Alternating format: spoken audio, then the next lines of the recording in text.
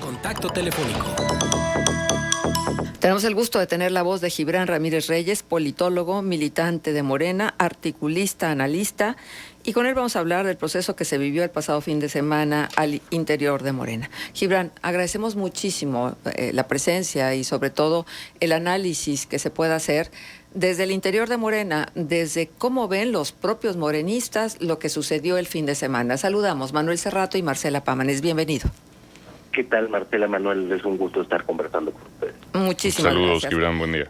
¿Cuáles serían los puntos a destacar, independientemente de lo que ya se dijo? La dirigencia de Morena reconoce que hubo 11 lugares, 11 sitios donde se apostaron, donde hubo violencia y donde hubo situaciones incómodas, pero realmente, ¿cuál es la lección que le deja a Morena y sobre todo, cómo se enfila Morena rumbo a la elección del 23 y al 24? Porque sin duda alguna hay una relación directa y estrecha. Primero, creo que no es fácil creer que solo hubo estas irregularidades que terminaron con la jornada en solo 11 puntos. En redes sociales hubo testimonios de muchos más sitios. Yo pienso, por ejemplo, si en La Laguna, solo en Gómez Palacio, los centros de votación tronaron, eso en la región nada más, pues es muy difícil pensar que sea el lugar más conflictivo del país cuando vimos imágenes de Tabasco, de Oaxaca, de Veracruz, de Chiapas, de Guerrero, donde la votación tronó. La dirigencia puede decir esto porque no hay un sistema confiable de información. Hasta ahora no tenemos los resultados de la jornada electoral cuando pues menos de 3 millones de votos serían sencillos de procesar. Una segunda cosa es que Morena abandonó su vocación ciudadana para estructurar al partido desde el poder. A partir de este fin de semana, el partido es otro completamente construido desde el poder del gobierno federal, desde la estructura de programas sociales y los poderes territoriales en cada sitio.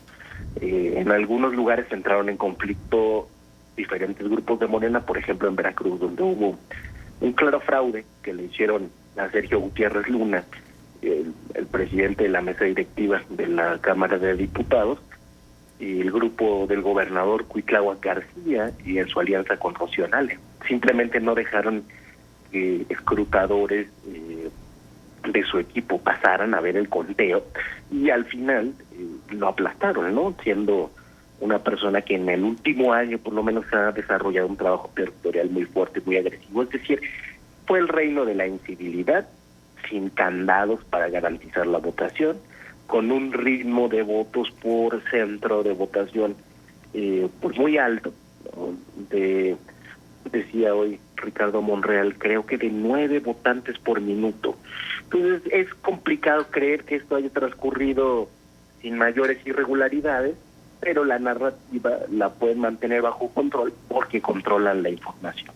Hasta ahora no se sabe quién y cómo va a ser congresista nacional y consejero de Morena, salvo que tenemos la información de que los que se inscribieron desde el poder, incluyendo al secretario de Gobernación, ganaron sin problema su asamblea. Y esto me parece importante mencionarlo, hacer hincapié en ello, porque en los primeros años del gobierno del presidente López Obrador se había dicho que no solamente no se iba a permitir que los funcionarios participaran en las asambleas para elegir dirigentes de Morena, sino que se les iba a pedir que renunciaran a sus cargos porque no se iba a permitir que desde el poder se inclinara la balanza hacia un lado. Bueno, parece que estas convicciones democráticas quedaron de lado y que tanto el gobierno federal cuanto la burocracia de Morena pues hacen todo por tomar el control y fortalecer la disciplina, eliminando a la crítica interna. De 60,000 personas que se quisieron registrar como elegibles para consejeros, se rasuraron cerca de 20,000. Yo soy uno de los rasurados. Han justificado Mario Delgado y otros de los burócratas que es porque estuvimos en contra de Morena en la campaña pasada, cuando yo creo que se refieren a que criticamos algunas candidaturas y en otras estuvimos haciendo campaña a favor de las mismas, haciendo uso de la libertad de expresión. Pero así va la configuración de Morena como un partido autoritario, que tampoco es de extrañar. Tampoco hay que hacer tanta alaraca, no es una fiesta democrática, sí es una inclinación autoritaria, pero debo decir, por desgracia, eso le pasa a todo partido que alcanza el poder, se vuelve un objeto de codicia. Gibran, ¿hay algún encono particular en tu caso? Porque bueno, ya hay varias demostraciones de querer apartarte un poco de lo que significa la dirigencia del partido. Sí, claro, ahí hay un problema que tiene la cúpula, la comisión de elecciones, con la crítica sistemática que hago. Y la verdad es que no me han expulsado nada más porque no se atreven a echarse ese tiro mediático y a quedar como los autoritarios que son. Pero los hechos están intentando privarme a mí y a muchos compañeros en el país que me han acompañado, pues, de mis derechos políticos. Y no solamente a quienes militamos o hemos manifestado alguna simpatía por candidatos que no sean los oficiales, es decir, por Sheinbaum o por Adán Augusto, ¿no? Nos recortaron a personas que coincidimos con Monreal, a otros que coinciden con Ebrard, o a otros que, sin haberse manifestado por algún precandidato a la presidencia, han elegido hacer su trabajo de manera independiente. Hay un compañero que es dirigente en Tijuana, Ricardo Alfredo Valdés, bueno, se pillaron. Otro compañero que es dirigente en Chihuahua, son compañeros de mi edad que han logrado generar debate y hacer trabajo territorial significativo. Francisco Butey, se pillaron. Como que la dirigencia no quiere que nadie sobresalga, como que la ley que se quiere imponer es la de la obediencia, y que quede muy claro que quien critica no tiene lugar en Morena y por lo tanto no hay lugar para corregir, hay lugar para aplaudir, nada más ajeno a la dinámica de un partido político. Esto se va pareciendo cada vez más, como el PRI y como el PAN, a una empresa electoral. Los consejeros elegidos tendrán un papel muy importante en lo que tiene que ver luego con la designación de los candidatos rumbo a 2023 y por supuesto 2024. ¿Te parece a ti que quedarán quienes realmente puedan tener el criterio de respetar la ideología del partido y respetar la corriente que le ha dado tanto al presidente Andrés Manuel López Obrador desde su visión de Estado? Es muy complicado porque el valor fundamental que se puso a prueba en la elección de este fin de semana es quién tiene más dinero para movilizar. Entonces, quienes quedarán representados en los consejos serán esos, quienes ya tienen poder, quienes ya tienen dinero, y no necesariamente comparten los valores de Morena. Sí se saben las frases de entrada, saben poner los 4 deditos de frente y decir no mentir, no robar, no traicionar, y una serie de artilugios retóricos que se utilizan a veces para seguir robando, mintiendo y traicionando. Entonces es complicado que Morena siga con ese ímpetu transformador. Creo que se va a convertir más bien en un reparto de cuotas según cada grupo haya demostrado su poder. Y si a eso sumamos el instrumento de las encuestas, tan cuestionables, en el partido, pues la arbitrariedad seguirá, nada más que ahora con mayor control efectivo de la obediencia y, digamos, con la participación de grupos corporativos y clientelares ya formalizada al interior del partido. Gibran, buenos días, con el gusto de saludarte.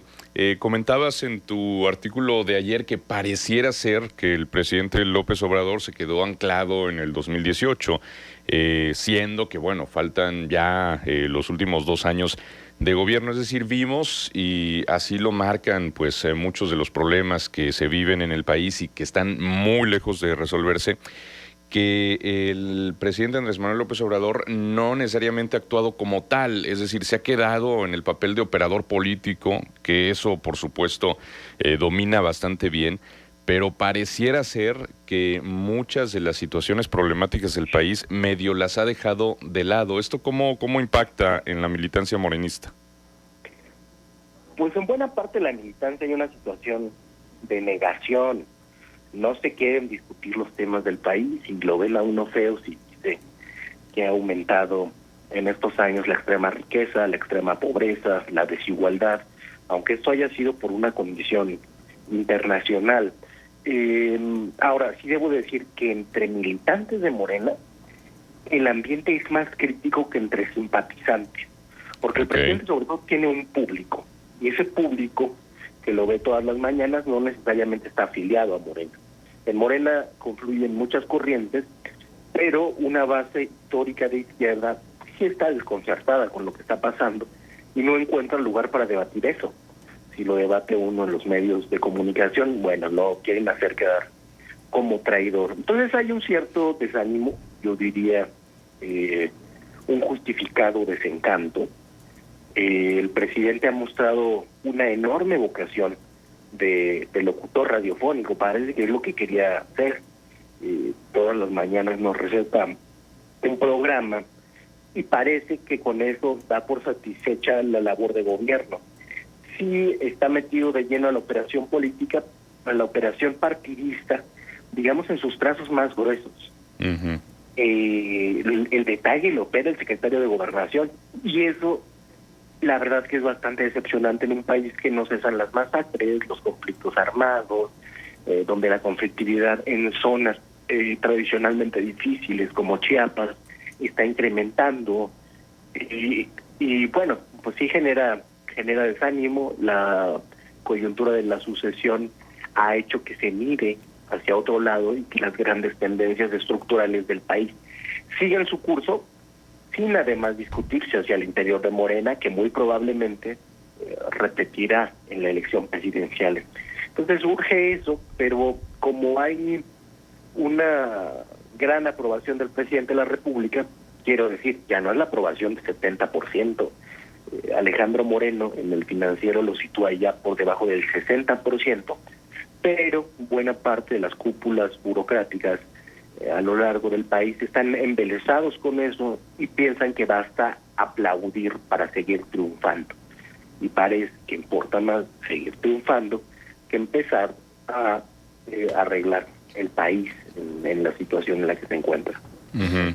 Ahora, con toda esta situación, Gibran, ¿tú consideras que Morena tiene los elementos suficientes como para ganar las elecciones el próximo año en el Estado de México y Coahuila, que son pues los dos últimos bastiones priistas?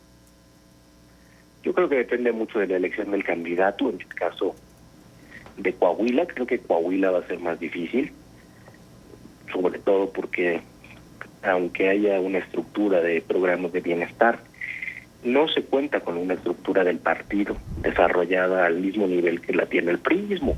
Entonces, aunque haya una buena aprobación del presidente de la República, si no hay dos cosas: unidad alrededor del candidato y una buena gestión de la estructura partidista, construirla en cada sección electoral, va a ser muy difícil. El Estado de México pues es otra situación. Se podría complicar también, parece que están ya poniendo de acuerdo los grupos, pero se ha puesto en riesgo por este mecanismo de la encuesta que luego se vuelve imposición, donde a veces incluso se humilla a cuadros históricos, en el caso del Estado de México al senador Higinio Martínez. Es algo delicado, digamos, va a depender de las decisiones de los próximos meses y de la campaña, desde luego, pero no se va a ganar por goliza ni se va a poder tener el discurso triunfalista de las elecciones pasadas. Uh-huh. Gibran, ¿y qué sigue entonces? ¿Qué le devolvería a Morena pues esta intención democrática de consultar las bases, de que la base participe realmente y hacer diferencia con el resto de los partidos? O hay quienes dicen que esto es prácticamente imposible porque finalmente Morena se conforma un poco de los retazos de cada uno de los partidos históricos del país. Yo creo que es cada vez más difícil este ánimo de refundación hacerlo avanzar, sobre todo porque no hay unidad entre los movimientos disidentes y críticos, ¿no? Se ha generado un movimiento nacional, la Convención Nacional Morenista, que encabeza John Ackerman. Por otra parte, a Ricardo Monreal ha estado señalando la necesidad de democratizar el partido. Hay movimientos regionales que han pedido lo mismo, pero como el partido es tan heterogéneo, esos movimientos disidentes no encuentran un punto de encuentro, ya que nuestro punto de encuentro anterior era el presidente López Obrador. No se encuentra un punto además de él que permita, digamos, confrontar a la burocracia que, alineada a su alrededor del presidente, ha impuesto los métodos antidemocráticos. Mucho me temo que lo que le queda a Morena es ese rumbo de descomposición institucional, la prevalencia del público, del presidente López Obrador, que lo hace fuerte electoralmente, y quizá la disidencia, la partida de algunos compañeros a otros partidos políticos, a candidaturas independientes o a cualquier mecanismo que les permita participar, ya que se les ha excluido de Morena, sin expulsar, insisto, porque no tienen la valentía de hacerlo, pero en los hechos proscribiendo su participación.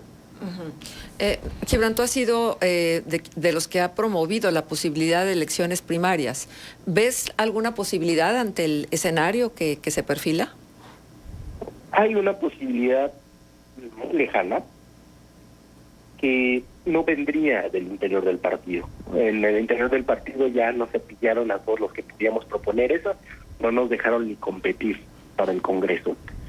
Pero sí podría venir, ahora que se va a discutir la reforma política, alguna propuesta al respecto que transitara, yo veo condiciones, por ejemplo, para que transite un cambio a la ley orgánica, un cambio a la ley de partidos políticos, que los obligue a hacer elecciones primarias organizadas por él.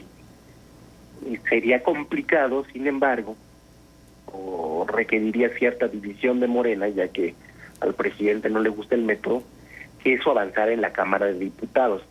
Pero más allá de eso, de que sea una decisión de la mayoría del Congreso, pues desde Morena no va a surgir. Bien, Gibran, ha sido un gusto poder tenerte en los micrófonos de Contextos. Te agradecemos la atención de haber recibido la llamada. Muchas gracias a ustedes, Marcela, Manuel. Ha sido un gusto conversar con ustedes, con su público. Que tengan muy buen día. Igualmente, Gibran, hasta luego. 8 de la mañana con 5 minutos.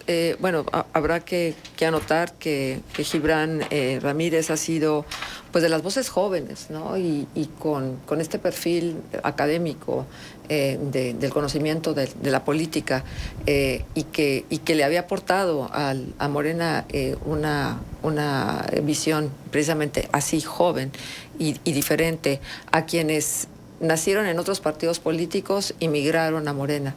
Entonces, lo cierto es que hay en todos los partidos división, en todas las familias se cuecen habas. Son las 8 de la mañana con 5 minutos. Vamos a hacer una pausa comercial y regresamos. Contextos.